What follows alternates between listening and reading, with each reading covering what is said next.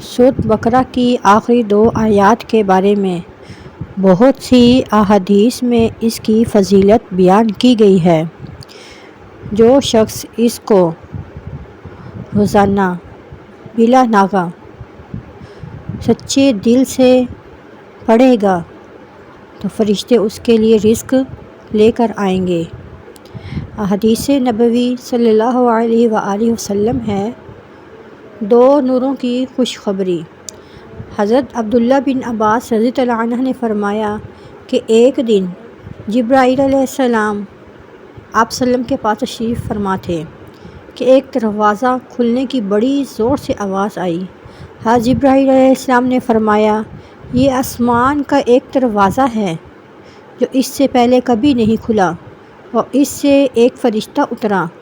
یہ فرشتہ اس سے پہلے کبھی زمین پر کبھی نہیں اترا۔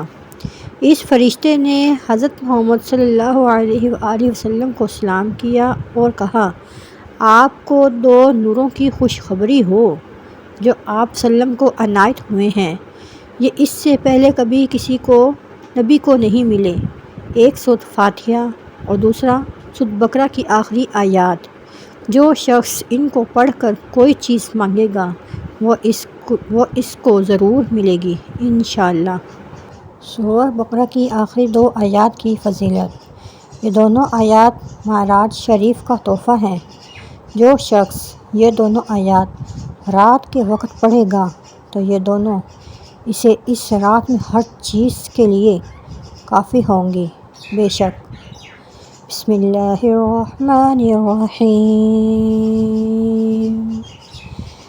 آمن الرسول بما انزل الیہ من ربہ والمؤمنون كل آمن بالله وملائكته وكتبه ورسله لا نفرق بين أحد من رسله وقالوا سمعنا وأطعنا غفرانك ربنا وإليك المصير لا يكلف الله نفسا إلا وسعها لها ما كسبت وعليها ما اكتسبت ربنا لا تؤاخذنا إن نسينا أو أخطأنا ربنا ولا تحمل علينا إصرا كما